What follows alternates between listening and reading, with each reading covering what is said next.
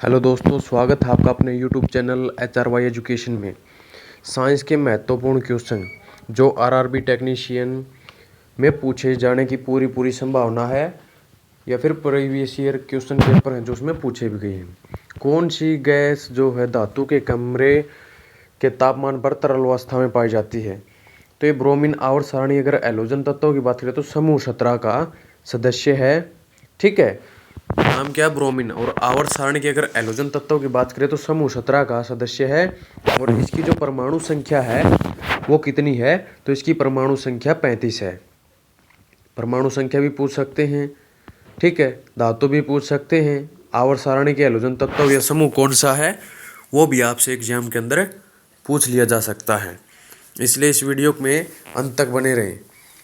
चलिए नेक्स्ट पे, मरकरी या पारा Hg एकमात्र ऐसी धातु है जो कमरे के तापमान पर तरल अवस्था में पाई जाती है, Hg। ठीक है, और पारा का अगर गलनांक बहुत कम होता है, कितना? -39 डिग्री सेल्सियस, यह एक भारी चांदी जैसा डी ब्लॉक तत्व है। ठीक है, मरकरी से संबंध भी पूछा जा सकता क्वेश्चन। तो ठीक है, इसका जो गलनांक पूछा जाए तो -39 डिग्री सेल्सियस, और यह एक भारी चांदी जैसा डी ब्लॉक तत्व है। भारत का 43वां यूनेस्को विरासत स्थल असम के मोइदगम को किस महीने में यूनेस्को की सूची में शामिल किया गया था? तो यहाँ से भी क्वेश्चन पूछने की पूरी संभावना है।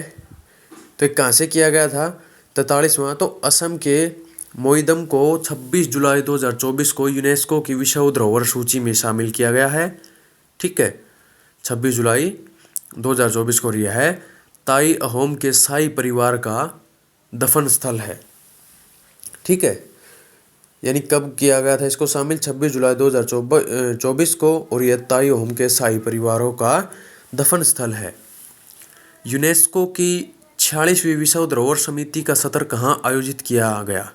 तो ये नई दिल्ली के अंदर किया गया। 21 से 31 जुलाई 2024 तक ये किया गया था। कौन सा किया गया था? 46वां विश्व धरोहर समिति का स्तर नई दिल्ली 21 से 31 जुलाई 2024 तक किया गया था।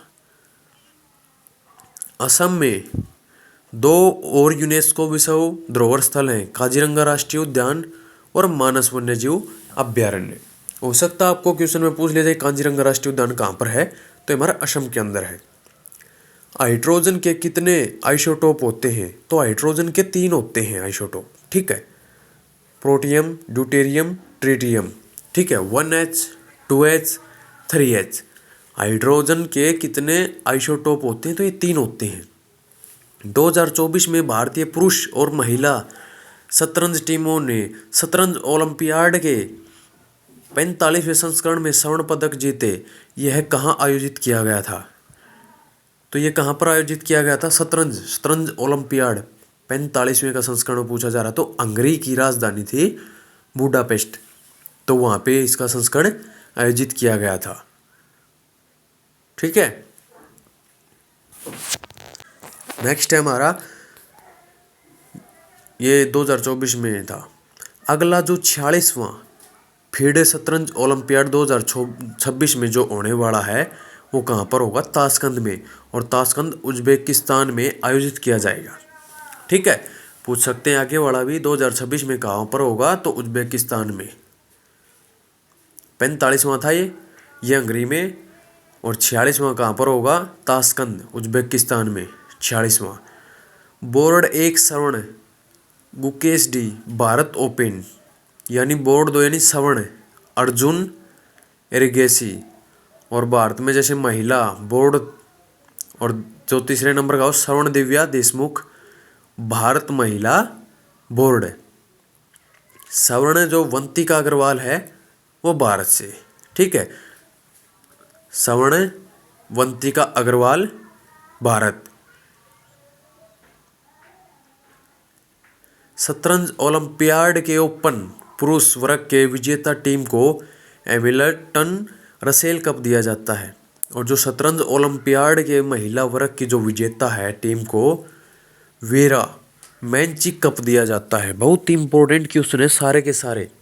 अगर आप टेक्नीशियन का एग्जाम देने जा रहे हैं तो आप इस वीडियो को ज़रूर देख कर जाएं, आपको बहुत फ़ायदा मिलने वाला है। आप मिट्टी के कुल्हड़ में चाय पीते हैं जो बायोडिग्रेडेबल है। अब मान लीजिए बहुत ज़्यादा कुल्हड़ बनने लगे तो क्या होगा? बड़े पैमाने पर मिट्टी के कुल्हड़ बनाने से जो उपजाऊ मिट्टी की ऊपरी परत नष्ट हो सकती है। कुल्हड़ बनाने के लिए मिट्टी की सबसे ऊपरी परत का इस्तेमाल किया जाता है, जिससे क्या है कि मिट्टी कि इस उपजाऊ ऊपरी परत का क्या हो सकता है? क्षरण हो सकता है। ठीक है, तो यानी कि सारे के सारे इंपॉर्टेंट क्वेश्चन है ये। 2024 के पेरिस पैरालंपिक में कौन सी भारतीय महिला ने 2 स्वर्ण पदक जीते थे? पैरालंपिक तो अवनी लेखरा पैरालंपिक खेलों में 2 स्वर्ण पदक जीतने वाली महिला भारतीय महिला बनी। उन्होंने महिलाओं की 10 metre air rifle standing SH1 shooting स्पर्धा में जीते थे। भाई खेल भी पूछ सकते हैं, नाम भी पूछ सकते हैं। खेल कौन सा था? 10 मीटर एयर राइफल स्टैंडिंग। नाम क्या था? अवनी लेखरा। ठीक है, यानी कि 2 स्वर्ण पदक जीतने वाली महिला थी अवनी लेखरा। अब बात की जाए कि 29 पदक हासिल किए, टोटल जो पदक हासिल किए वो 29। स्वर्ण की बात करें 7 थे, रजत पदक की बात करें 9 थे, और कांस्य पदक की अगर हम बात करें तो 13 थे। ठीक है, और स्थान अगर पूछ लिया जाए तो कौन सा था? तो 18वें स्थान पर था भारत। ठीक है, नेक्स्ट है मनु भाकर ने पेरिस 2024 कांस्य पदक। ठीक है, मनु भाकर ने पेरिस ओलंपिक में 2024 में कांस्य पदक जीता था। भाई यहां से भी क्वेश्चन पूछा जा सकता है। मनु भाकर। रिलायंस इंडस्ट्रीज ने 2035 तक खुद को शून्य कार्बन उत्सर्जन कंपनी बनाने का लक्ष्य रखा है। इस लक्ष्य को पाने के लिए कंपनी परिवहनों में किस ईंधन इस्तेमाल को प्रोत्साहित करेगी? रिलायंस इंडस्ट्री की बात की जा रही है तो स्वच्छ बिजली और हाइड्रोजन के इस्तेमाल को प्रोत्साहित करेगी। स्वच्छ बिजली का और हाइड्रोजन के इस्तेमाल को प्रोत्साहित करेगी। बहुत ही सिलेक्टेड क्वेश्चन है। पृथ्वी की क्रस्ट में सबसे ज़्यादा मात्रा में पाया जाने वाला धातु कौन सी है? यानी कि पृथ्वी के जो क्रस्ट के अंदर है सबसे अधिक मात्रा में धातु की अगर बात की जाए तो कौन सी है? मैप के जरिए, आप डायग्राम के जरिए आप इससे समझ सकते हैं। ऑक्सीजन 47% है, सिलिकॉन 28% है, एल्यूमिनियम 8.10% है, आयरन 5% है, कैल्शियम 3, सोडियम 2, पोटेशियम। ठीक है, तो यानी कि सारी की सारी हैं, डायग्राम के अकॉर्डिंग आप समझ सकते हो सारी की सारी। ठीक है, तो ऑक्सीजन। अब वह सबसे ज़्यादा मात्रा में पाए जाने वाले धातु कौन सी? अगर धातु की अगर हम बात करें तो कौन सी है? एल्यूमिनियम। ऑक्सीजन एक तत्व है, न कि कोई धातु। ऑक्सीजन कोई धातु नहीं है, एल्यूमिनियम हो जाएगा। ठीक है, धातु पूछी गई है, ध्यान रखे। कई 46% 47% लगा दो कि ऑक्सीजन कोई धातु नहीं है। ऑक्सीजन एक क्या हमारा तत्व है, गैस है ऑक्सीजन। ठीक है, इसलिए सावधानीपूर्वक क्वेश्चन को कीजिएगा। परमाणु नाभिक की खोज किसने की थी? परमाणु के नाभिक की खोज किसने की थी? ये क्वेश्चन पूछा अर्नेस्ट रदरफोर्ड ने। और कब की थी? 1911 में की थी। अर्नेस्ट रदरफोर्ड ने 1911 में परमाणु के नाभिक की खोज की थी। विज्ञान में खोज से जुड़े सवाल और उनके जवाब ये रहे। देखिए, प्रकाश बल्ब का आविष्कार किसने किया था? थॉमस एडिसन ने 1878 में प्रकाश बल्ब का आविष्कार किया था। सापेक्षता का सिद्धांत किससे जुड़ा है? तो सापेक्षता का सिद्धांत अल्बर्ट आइंस्टीन से जुड़ा है। पेनिसिलिन की खोज किसने की थी? तो ये अलेक्जेंडर फ्लेमिंग ने पेनिसिलिन की खोज की थी। WW यानी कि वर्ल्ड वाइड वेब का आविष्कार किसने किया था? तो ब्रिटिश वैज्ञानिक टिम बेर्नर्स-ली ने 1989 में वर्ल्ड वाइड वेब का आविष्कार किया था, टिम बर्नर्स ने। ठीक है, आइंस्टीन की खोज कब हुई? आइंस्टीनियम की खोज कब हुई थी? आइंस्टीनियम की जो खोज 1952 में पहले हाइड्रोजन बम विस्फोट के मलबे के घटक के रूप में हुई थी। क्वांटम सिद्धांत की शुरुआत किसने की थी? तो इसने मैक्स प्लैंक ने क्वांटम सिद्धांत की शुरुआत की थी। ठीक है, मैक्स प्लैंक ने। टेलीस्कोप का आविष्कार किसने किया था? तो गैलीलियो गैलीली ने टेलीस्कोप का आविष्कार किया था। नेक्स्ट है हमारा गुरुत्वाकर्षण का नियम किसने खोजा था। तो गुरुत्वाकर्षण का नियम खोजा था सर आइजैक न्यूटन ने गुरुत्वाकर्षण का नियम खोजा था। अवतल लेंस और उत्तल लेंस की फोकस लंबाई क्या होती है, समझने वाली बात है। अवतल और उत्तल लेंस अगर आप मान के चलिए टेक्नीशियन का एग्जाम दे रहे हो और उत्तल अवतल लेंस ना, ऐसा नहीं हो सकता। अवतल लेंस की जो फोकस लंबाई ऋणात्मक होती है और उत्तल लेंस की अगर हम फोकस लंबाई की बात करें तो ये हमारी धनात्मक होती है। ठीक है, ध्यान रखें, अवतल ऋणात्मक, उत्तल धनात्मक। ठीक है, नेगेटिव पॉजिटिव के अंतर को इसमें समझना है। देखिए ऋणात्मक ऋण ले रखे यानी अव, और ऊत कौन है जिसके पास धन है। उत्तल लेंस को अभिसारी लेंस भी कहा जाता है, यानी कि ऊत है उसको अभी बुलाओ, उसको ऐसे भी रख सकते हैं कि उत्तल लेंस ऊत को अभिसारी और अवतल लेंस को अपसारी। अवतल को क्या कहेंगे अप, अवतल अप, और ऊत को क्या कहेंगे ऊत अभियाम राव। ठीक है, उत्तल लेंस का इस्तेमाल दूरदृष्टि की समस्या को ठीक करने के लिए किया जाता है। ठीक है, यानी कि ऊत को हमेशा दूर ही रखा जाता है। तो ऊत का संबंध किससे होगा, उत्तल का दूरदृष्टि की समस्या को ठीक करने के लिए। अवतल लेंस का इस्तेमाल निकट दृष्टि की समस्या को ठीक करने के लिए किया जाता है। ठीक है, अवतल। नेक्स्ट है पार्थ प्रतिम सेन गुप्ता 1 नवंबर 2024 से किस बैंक के प्रबंधक निदेशक एमडी और सीईओ बने हैं। क्वेश्चन को ढंग से पढ़ना। पार्थ प्रीतम सेन गुप्ता 1 नवंबर 2024 से, तो कौन सा बैंक था ये, बंधन बैंक। बंधन बैंक के बने हैं भाई पार्थ प्रीतम सेन गुप्ता। ठीक है, अब देखिए according to reactive arrangement which metal come first, यानी प्रतिक्रियाशील धातु। तो प्रतिक्रियाशील धातु की यहाँ पर बात की जा रही है। ठीक है, यहाँ से भी 1 से 2 क्वेश्चन आपको देखने को मिल सकते हैं। ठीक है, तो देखिए मेटल्स की अगर बात कर रही है, potassium, sodium, lithium, barium, strontium, calcium, magnesium, aluminium, manganese, zinc, chromium, iron, यानी कि हमने पूरे का पूरा आपको चार्ट दे दिया है। आयरन हो गया, ठीक है, जिंक वगैरह हो गया, कैडमियम हो गया, कोबाल्ट हो गया, निकल हो गया, टीन हो गया, लेड हो गया, हाइड्रोजन हो गया, एंटीमनी हो गया। ठीक है, copper, mercury, silver, gold, platinum, यानी कि सारे के सारे आपको करवा दिए गए हैं। और इनमें से 1 से 2 क्वेश्चन आपको देखने को जरूर ही जरूर मिलेंगे। ठीक है, अगर चैनल पर पहली बार है तो चैनल को सब्सक्राइब जरूर करें ताकि आगे आने वाली वीडियो का नोटिफिकेशन आपको जल्द से जल्द मिल सके।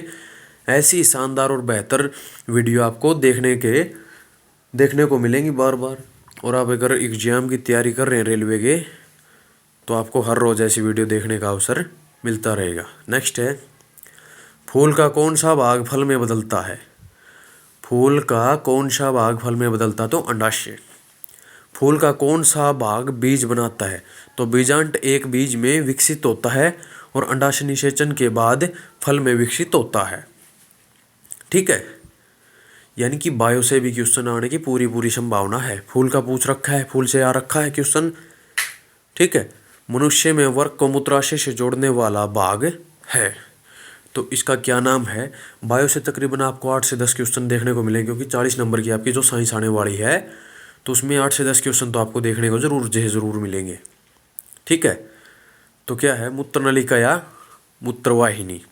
मनुष्य में वर्क को मूत्राशय जोड़ने वाला भाग मूत्रनलिका या मूत्रवाहिनी। नेक्स्ट है जो हमारा, देखिए किस तत्व के परमाणु द्रव्यमान को कैसे दर्शाया जाता है। तो कैसे दर्शाया जाता है, किसी तत्व के परमाणु द्रव्यमान की अगर हम बात करें तो परमाणु द्रव्यमान इकाई AMU से दर्शाया जाता है। किससे दर्शाया जाता है, परमाणु द्रव्यमान इकाई यानी कि AMU से इसको दर्शाया जाता है, एटॉमिक मास यूनिट। ठीक है, एक AMU बराबर में 1.66 गुणा 10 से 27 किलोग्राम। किसी तत्व की परमाणु संख्या को Z से दर्शाया जाता है। ठीक है, कोई भी तत्व है तो उसकी परमाणु संख्या को हम कैसे दर्शा सकते हैं, तो उसको हम Z से दर्शा सकते हैं। दावन सोडा का रासायनिक सूत्र क्या है। सूत्र भी आपको याद करने पड़ेंगे, क्योंकि सूत्रों से भी आपको क्वेश्चन देखने को जरूर मिलेंगे। Na2CO3 into 10H2O। ठीक है, रासायनिक नाम अगर सोडियम कार्बोनेट, वॉशिंग सोडा। ठीक है, सोडियम कार्बोनेट। तो रासायनिक जो सूत्र हैं, फॉर्मूले भी आपको याद करके जाने हैं। खाने का सोडा का पूछ लिया जाए तो NaHCO3। ठीक है, सोडियम हाइड्रोजन कार्बोनेट। खाने का जो सोडा है, बेकिंग सोडा, NaHCO3। ठीक है, पौधों में पानी और खनिज किस ऊतक के जरिए पत्तियों में पहुंचते हैं? ये तो आपको ALP में भी आया हुआ क्वेश्चन है, ALP में पूछा गया था ये।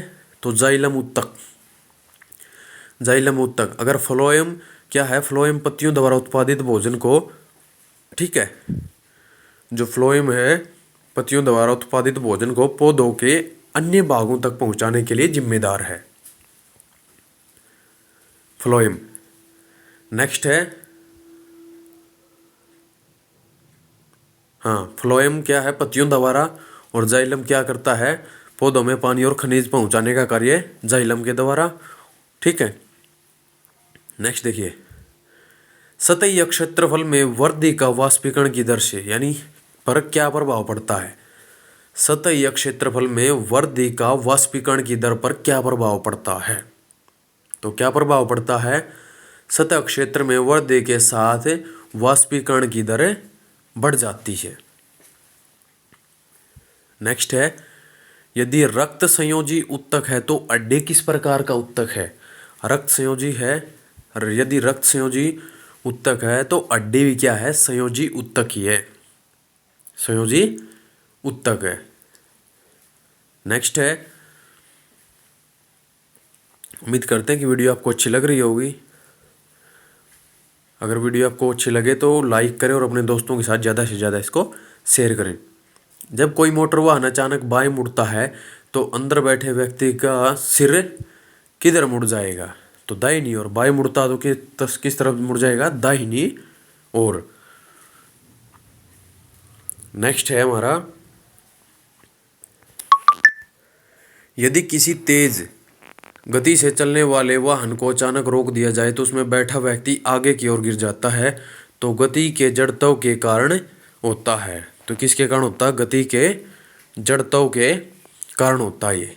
ठीक है, तेज गति से चलने वाली जो वाहन को अचानक रोक दिया जाए तो उसमें बैठा व्यक्ति आगे की ओर गिर जाता है, जो गति के जड़त्व नियम के कारण होता है।